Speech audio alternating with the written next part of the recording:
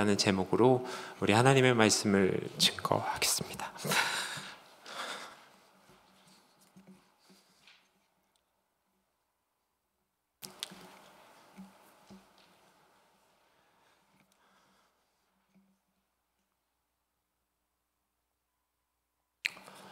죄송합니다. 목사님께서 고별 설교를 부탁하셨습니다. 어떤 말씀을 나눌까 기도하고 고민하던 차에 제가 좋아하는 말씀을 좀 나누면 좋겠다라는 감동이 있어서 오늘의 본문을 선택했습니다. 우리 교회는 생명의 삶 본문을 가지고 매일 하나님의 얼굴을 대면하고 있는데요. 오늘 제가 선택한 본문이 생명의 삶 본문의 일부분이라는 사실을 알게 되었습니다. 저는 설교하는 것에 굉장히 부담감을 가지고 있습니다. 그런데 본문을 선택하고 말씀을 또 준비하고 오늘 이 자리에 서 있는 것까지 영이신 하나님께서 역사하고 계시다는 것을 믿습니다. 사무엘하 11장에 보면 우리야라고 하는 사람이 등장합니다. 이 우리야는 햇사람입니다. 햇사람이라는 것은 이 사람이 유대인 출신이 아니고 이방인 출신이라는 뜻입니다. 이방인 출신임에도 불구하고 다윗 왕의 30인의 용사에 드는 사람이 바로 우리야였습니다. 사무엘하 11장 1절에 보면 이렇게 기록되어 있습니다. 그 해가 돌아와 왕들이 출전할 때가 되매 다윗이 요압과 그에게 있는 그의 부하들과 온 이스라엘 군대를 보내니 그들이 암몬 자손을 멸하고 라빠를 에워쌌고 다윗은 예루살렘에 그대로 있더라 기록하고 있습니다. 그 해가 돌아왔다라는 이야기는 유대력으로 1월 아비벌이 되었다라는 뜻입니다. 태양력으로는 한 3월, 4월 정도를 뜻하는 것이죠. 그러니까 이제 우기가 지나고 건기가 되었다라는 뜻입니다. 우기 때는 전쟁을 하기가 굉장히 어렵습니다. 그런데 건기가 되었다라고 하는 것은 이제 전쟁할 아주 좋은 시기가 되었다라는 뜻이기도 하죠. 이미 이스라엘 군대는 암몬 자손을 멸한 상태였습니다. 그리고 그 다음 단계인 라빠에 진을 치고 그 성을 둘러싸고 이제 전투 준비 태세를 갖추고 있었습니다. 그때 다윗 왕으로부터 요압에게 기별이 왔습니다. 우리야를 좀 보내라. 우리야가 다윗 왕 앞에 섰습니다. 다윗 왕이 물어봅니다. 요압은 어떠히 지내고 있느냐? 그리고 군사들은 어떠냐? 그러면서 다윗 왕이 요압에게 우리야에게 한마디를 덧붙입니다. 11장 8절에 보면 내 집으로 내려가서 발을 씻으라. 발을 씻으라라는 이야기는 집으로 가란 얘기라는 편히 쉬라는 이야기입니다. 수고했으니 전쟁하느라 수고했으니 집에 가서 좀 편히 쉬라는 포상 휴가를 주겠다라는 뜻이죠. 군인으로 있으면 사실 휴가를 받는다는 것은 굉장히 좋은 일입니다. 저도 군 생활을 했지만 휴가를 8번인가 9번 나왔는데 집에 갈 때마다 좋더라고요. 근데 우리야도 그 포상 휴가를 받은 거예요. 집에 가서 좀 쉬라고. 그런데 발을 씻으라라고 하는 의미가 집에 가서 편히 쉬라라는 의미도 있지만 아내와 잠자리를 가져라라고 하는 뜻도 있습니다. 다윗이 우리야와 밧세바의 관계에 개입을 하는 정황이 포착된 것이죠. 그러면서 우리야가 밖으로 나가는데 왕의 음식물이 뒤따라 나갑니다. 왕의 음식물이 뒤따라 나갔다. 그럼 왕께서 상을 베풀어 줬다라는 이야기이거든요. 이미 암몬 자손을 쳐서 멸했어요. 그러면 그 공을 우리야에게 돌려주는 겁니다. 우리야가 전쟁의 영웅이다라는 것을 높여주는 행위이지요. 그런데 우리는 다윗과 밧세바의 사건을 너무도 잘 알고 있습니다. 다윗이 자신의 허물과 수치를 가리기 위해 우리야를 불러들인 것이고 우리야에게 집에 가라고 이야기한 것이고 아내와 잠자리를 가지라고 이야기한 것이죠. 다윗이 자신의 수치를 가리기 위해 우리야를 불렀고 음식물을 내 보내주면서 모든 것을 덮으려 하고 있습니다. 그런데 다윗 왕의 계획에 차질이 생겼습니다. 우리아는 집으로 가지 않았습니다. 왕의 명령에 불순종했습니다. 왜 집으로 가지 않았느냐는 다윗 왕의 책망에 우리아는 이렇게 대답합니다. 사무엘하 11장 11절 언약궤와 이스라엘과 유다가 야영 중에 있고 내 주 요압과 내 왕의 부하들이 바깥 들에 진치고 있는데 내가 어찌 내 집으로 가서 먹고 마시고 내 처와 같이 자리이까? 내가 이 일을 행하지 아니하기로 왕의 살아계심과 왕의 혼의 살아계심을 두고 맹세합니다 라고 고백합니다. 우리는 여기서 우리아의 성품 몇 가지를 좀 확인할 수 있습니다. 하나님의 언약궤가 전쟁에 나가 있는데 자신이 지금 거룩한 전쟁, 성전을 치르다가 잠깐 돌아왔는데 나는 나의 몸을 끌고 편히 집에 가서 쉴 수 없다라고 하는 거예요. 나에게는 하나님의 그 거룩한 전쟁에 참여하는 것이 우선이라는 겁니다. 우리아는 하나님에 대한 신앙을 분명히 가지고 있었던 사람인 것이죠. 또한 다윗 왕에 대한 그 충성심도 엿볼 수 있습니다. 그리고 자신의 부하들을 생각하는, 부하들을 애정 어린 그 마음을 가지고 있는 우리아의 존재를 우리는 확인할 수 있습니다. 그런데 다윗 왕의 수고가 헛되이 돌아갑니다. 이제는 술 기운을 빌려서라도 집으로 보내려고 했는데 그것마저 여의치 않습니다. 이제 다윗이 작전을 바꿨습니다. 우리아를 죽이기로 작정했습니다. 다윗이 요압에게 이렇게 편지를 썼습니다. 사무엘하 11장 15절 우리아를 맹렬한 싸움에 앞세워두고 너희는 뒤로 물러가서 그로 맞아 죽게 하라. 우리아를 작전 중에 사망한 전사자로 위장을 하라는 거예요. 그런데 생각해보면 이 군사작전 편지를 누가 들고 가요? 우리아가 들고 갑니다. 자신을 죽음의 사지로 내모는 그 편지 한 장을 우리아가 손에 들고 요압에게로 가는 거예요. 우리아 참 불쌍하지 않습니까? 다윗의 30인의 용사였는데 정말 불쌍하지 않습니까? 다윗 왕이 자신의 수치를 가리기 위해서 우리아를 이용하고 있잖아요. 30인의 용사였음에도 불구하고 우리아는 버리는 카드였습니다. 세상 말로 하면 비참한 최후, 개죽음을 당한 거예요. 충성을 다하고 있던 이 우리아는 왕으로부터 배신을 당한 겁니다. 그런데 참 재밌는 사실은, 정말 아이러니한 사실은 이런 우리아를 하나님께서 기억하고 계시다는 거예요. 마태복음 1장 6절은 이렇게 말합니다. 다윗은 우리아의 아내에게서 솔로몬을 낳았다. 분명 다윗이 밧세바와 간음한 후에 태어난 아이가 죽었잖아요. 그 이후에 다윗이 밧세바를 위로하고 아내로 맞아들였어요. 그리고 태어난 아이가 솔로몬이잖아요. 그러면 분명 다윗은 우리아의 아내에게서 솔로몬을 낳은 게 아니고 다윗은 자신의 아내인 밧세바로부터 솔로몬을 낳은 거예요. 그런데 마태는 뭐라고 기록합니까? 우리아의 아내에게서 솔로몬을 낳았다라고 기록합니다. 다윗이 밧세바를 범한 사건은 BC 990년경에 일어난 사건이라고 봅니다. 그리고 마태복음은 AD 70년경 그 이전에 기록된 것으로 봅니다. 그렇다면 1000년이라는 그 시간 동안에 성경 어디에도 기록되어 있지 않지만 하나님께서는 그 충실했던, 하나님에 대한 신실한 믿음을 가지고 있었던 우리아를 기억하고 계신 겁니다. 한 가지가 또 더 있습니다.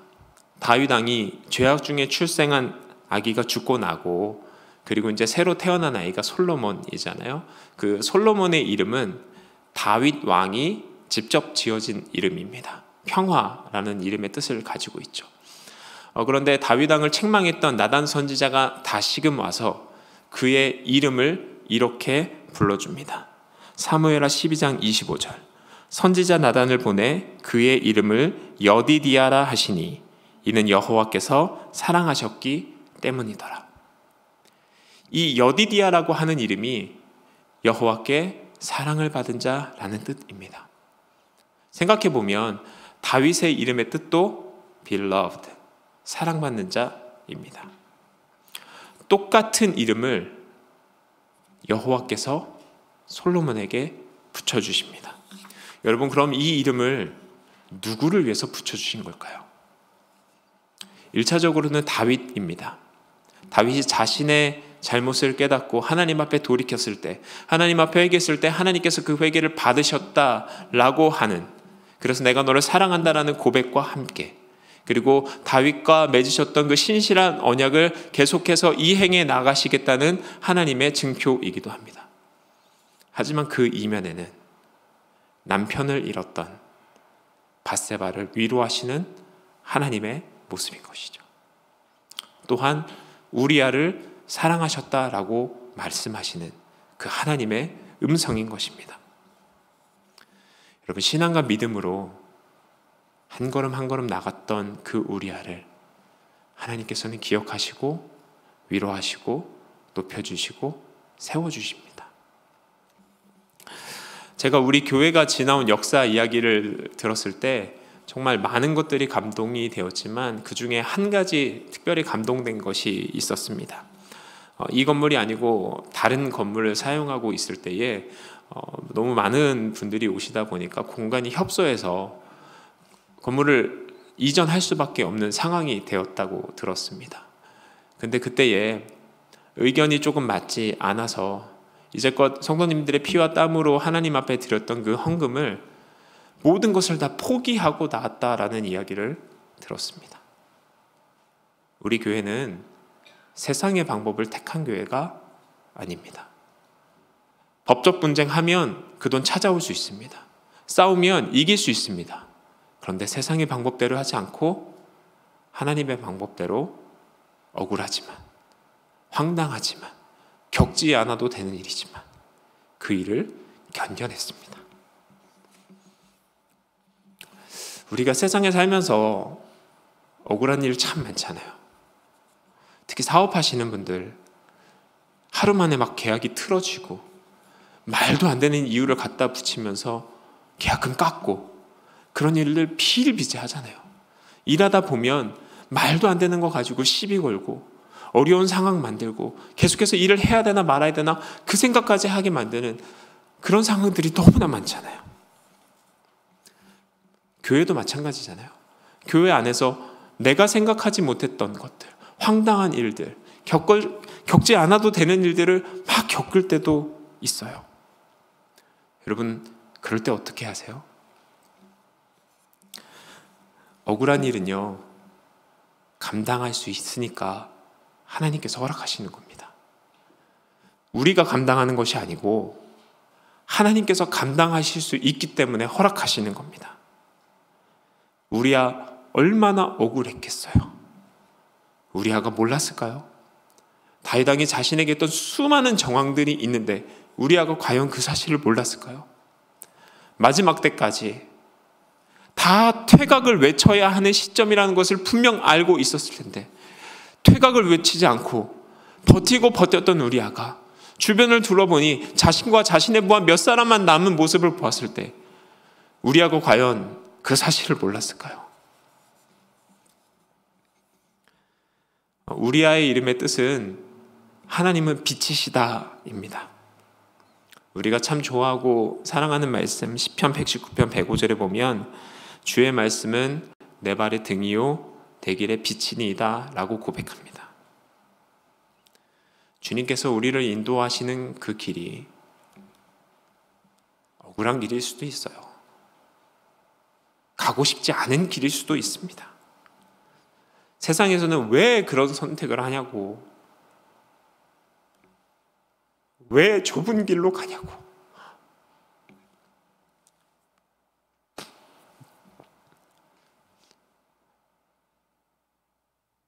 그래도 우리는 그 길을 가야 하는 것입니다.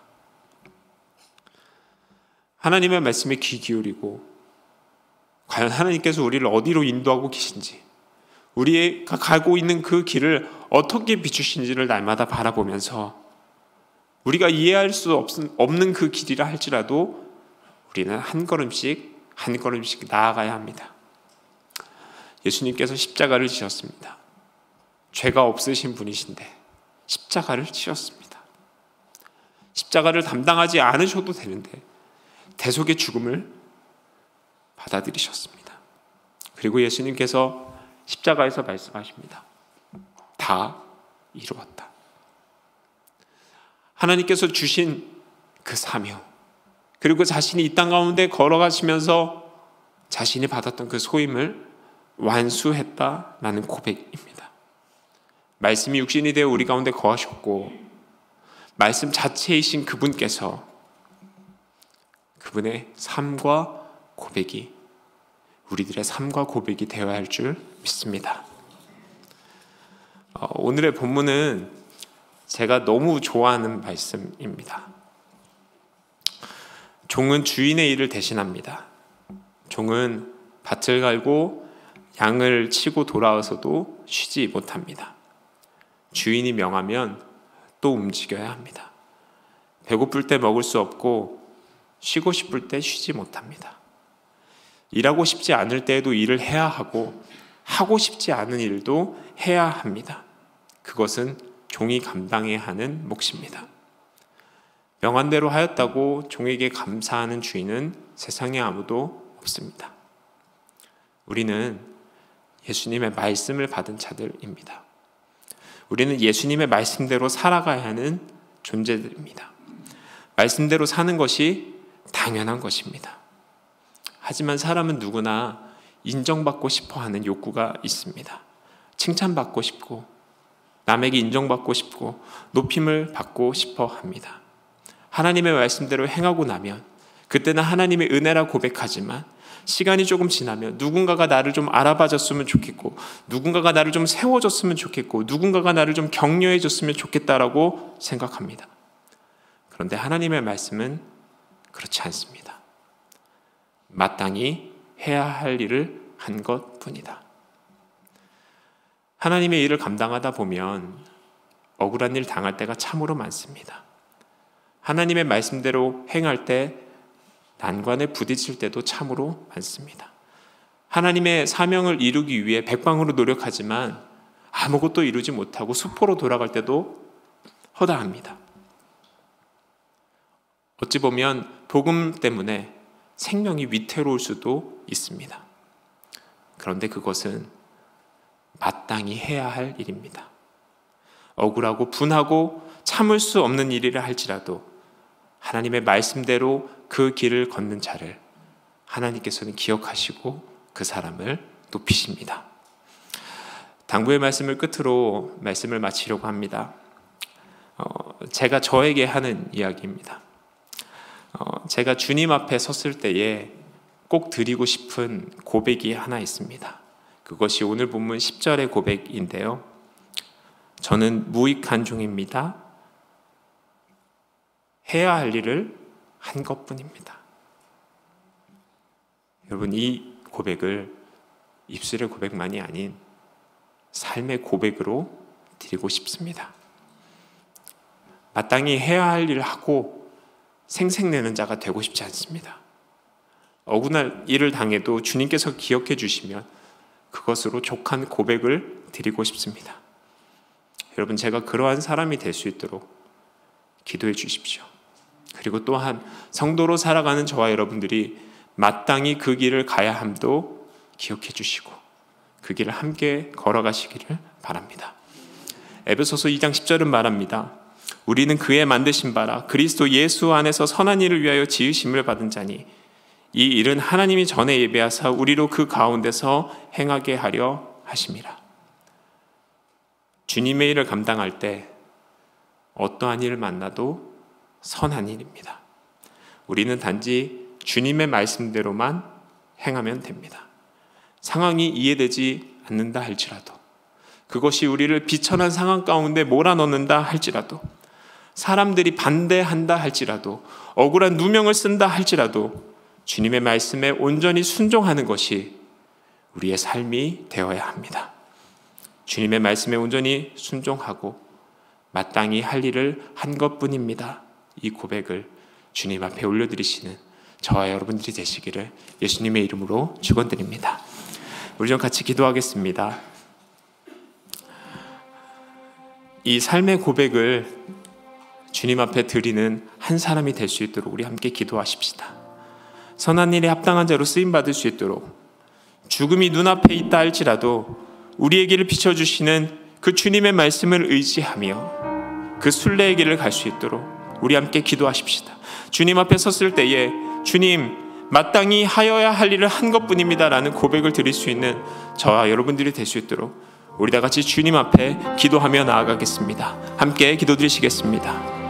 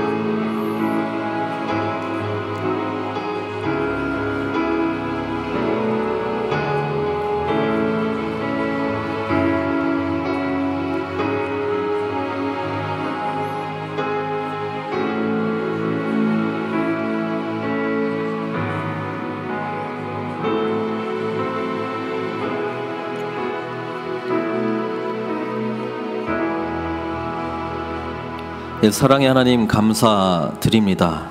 오늘 말씀대로 정말 주님께서 베풀어 주신 은혜를 힘입어 아버지 하나님, 신실한 종의 삶을, 종의 고백을 올려드리는 저희들 다 될 수 있도록 축복해 주시옵소서.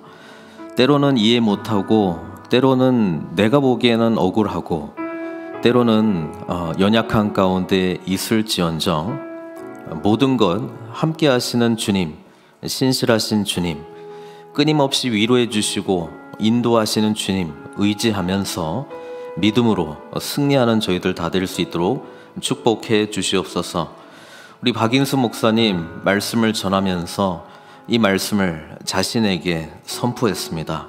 고백한 대로 주의 신실한 종으로 무익한 종이오니, 주님께서 말씀하시는 대로, 명한 대로 다 순종했습니다. 이 고백 우리 주님 받으시고, 또 우리 모든 고백 함께 받으시고 주님 영광 받아 주시옵소서.